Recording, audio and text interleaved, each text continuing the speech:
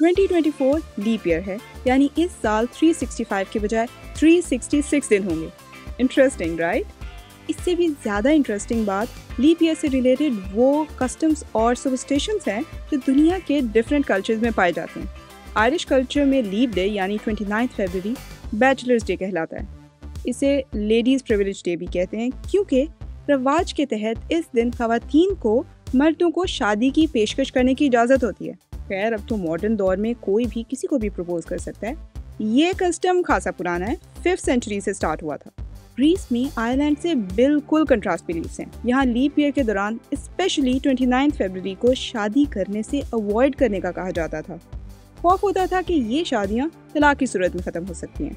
Scotland की बात करें तो वहाँ ज़रा स्केरी सीन है। लोगों का ये बिलीफ था कि लीप डे पर चुड़ैलें जमा होकर कुछ बुरा करने लगती हैं। इनफैक्ट कुछ स्कॉट्स अब भी 29 फरवरी को बच्चे की पैदाइश को बैड लक से लिंक करते हैं। बट डोंट वरी, कुछ कल्चर्स में 29 फरवरी के दिन पैदाइश को खुशकिस्मती का साइन समझा जाता है। कुछ एस्ट्रोलॉजर्स कहते हैं कि अगर आपकी पैदाइश लीप डे पर हो तो आप में यूनिक कैरेक्टरिस्टिक्स होंगे। क्या आप भी लीप ईयर और लीप डे से रिलेटेड किसी इंटरेस्टिंग कस्टम या सुपरस्टिशन को जानते हैं? हमें कमेंट्स में बताएं।